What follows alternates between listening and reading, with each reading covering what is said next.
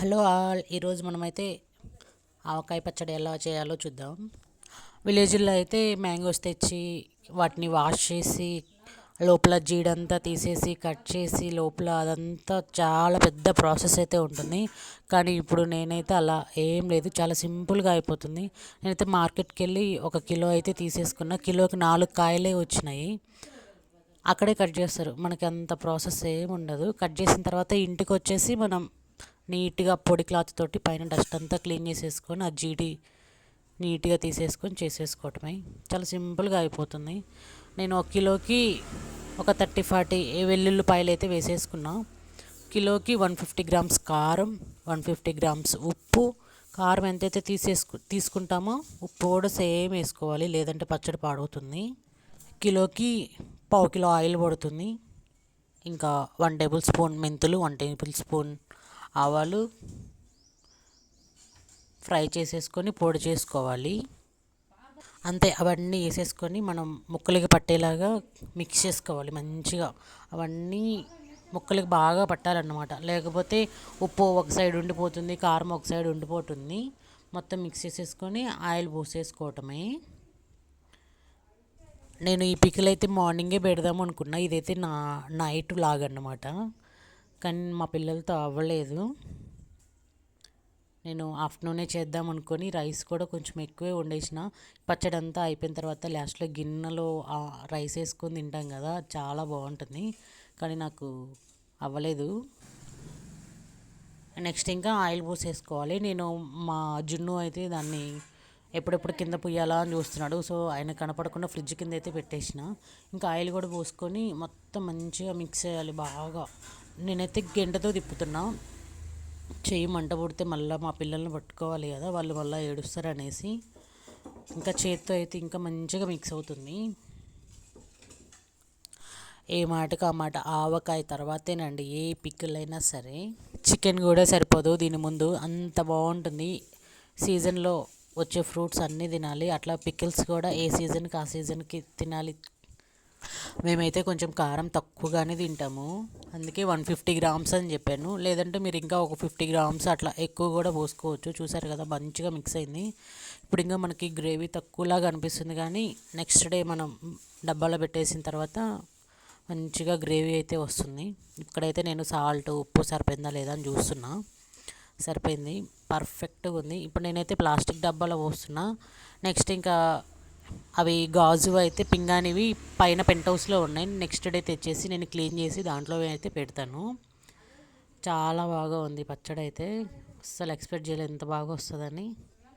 అంతేనండి, అస్సలు ఇంకా నెక్స్ట్ ఇంకా ఆ బౌల్లో రైస్ వేసుకొని తింటే ఎంత బాగా ఉంటుందో చూడండి. నెక్స్ట్ అయితే అదే వస్తుంది. ఇప్పుడైతే బాక్స్కి ఫుల్ అయింది కదా. నెక్స్ట్ డే నేను చూసినప్పుడు అది ఇంకా కొంచెం డౌన్కి పోయింది, అంటే ముక్క అంతా మగ్గింది కదా. ఇంకా కొంచెం పచ్చడి అయితే బాక్స్కి కొంచెం తక్కువగా వచ్చింది, ముక్క అంతా ఆనిగిపోయింది అన్నమాట. చాలా బాగుంది. ఇక్కడ నేనైతే మధ్యాహ్నం వండిన రైస్ ఉంటే ఆ బౌల్లో వేసేసి మేమైతే తినాలని ఇంకా ప్రిపేర్ చేస్తున్నా. దాంట్లో కొంచెం గీ కూడా వేసా, ఎందుకంటే మా జున్ను స్పైసెస్ చాలా తక్కువ తింటాడు కదా, మళ్ళీ ఆయన కోసమని వేసాను. ఇంకంతే, మా వాళ్ళు పక్కన రెడీగా ఉన్నారు తినడానికి. అయితే తినేసి చాలా బాగుంది టేస్ట్ అన్నారు అందరూ. ఇదే కదా కావాల్సింది మనకి, ఎంత కష్టపడ్డా ఫైనల్గా ఇట్లా బాగుందంటే చాలా హ్యాపీగా ఉంటుంది కదా. బై ద వే, ఎవరో నా వీడియోస్ బాగుండట్లేదు ఏదో ఏదో అనుకుంటున్నారంట. నా వీడియోస్ మీరు నచ్చితేనే చూడండి, లేదంటే స్కిప్ చేయండి, అన్సబ్స్క్రైబ్ చేసేసుకోండి, నాకేం పర్లేదు. మీరు నా వెనక ఏం మాట్లాడుకోవద్దు, కావాలంటే కామెంట్ సెక్షన్లో మీ ఫోన్తో మీరే చేయండి. మీ పని అయితే మీరే చేసుకోండి, నా జోలికి రావద్దు. మంచిగా చదువుకొని ఏ జాబు చేయలేను అని బాధపడే వాళ్ళకి యూట్యూబ్ అనేది ఒక మంచి ప్లాట్ఫామ్ అన్నమాట. ఎంతో కొంత ఇన్కమ్ వస్తుంది, మంచిగా క్లిక్ అయితే. కిడ్స్ ఉన్నారు కదా, అలా యూజ్ అవుతుంది అని అయితే స్టార్ట్ చేసిన. నాకేం సరదా కాదు ఇవన్నీ. 2 పిల్లలతో ఇల్లు చూసుకుంటూ యూట్యూబ్ వీడియోస్ అంటే ఆషామాషాగా ఉంటుంది అనుకుంటున్నారా? చాలా కష్టపడాలి. మన మంచి కోరుకునే వాళ్ళు మన ముందు మాట్లాడతారు, మన చెడు కోరుకునే వాళ్ళు మన వెనక మాట్లాడుకుంటారు. ఇందులో నేనేం తప్పు చేయట్లేదు. ఈ మా హస్బెండ్కి ఇష్టం నేను వీడియోస్ చేయటం మంచిగానే, అటు మా పేరెంట్స్ మంచిగానే ఉన్నారు. బ్యాడ్గా ఏం చేయట్లేదు నేను. కుకింగ్ వీడియోస్ అండ్ ఏదన్నా చిన్న చిన్న కామెడీగా ఫన్నీగా ఉండే వీడియోస్ మాత్రమే చేస్తున్నా. అయినా మనం అందరికీ నచ్చాలని ఏమీ లేదు. ఎక్కడొకట ఎంత మంచిగా ఉన్నా ఏదో ఒక నెగిటివిటీ అయితే చూస్తూ ఉంటారు. ఇప్పుడు ఎవరైనా సరే మనకి ఏదైనా ₹1 అవసరమైతే ఏమన్నా ఇస్తారా? ఎవ్వరు ఇలా పిచ్చి పిచ్చి మాటలు మాట్లాడుకోవడం తప్పితే ఏమీ ఉండదు. ఇంకా గోలంతా ఎందుకులేండి, మనకి మాట్లాడుకునే వాళ్ళు ఏదో ఒకటి మాట్లాడుకుంటూనే ఉంటారు. సో రైస్ అయితే చాలా బాగుంది, మా ఇంట్లో అందరికీ బాగా నచ్చింది.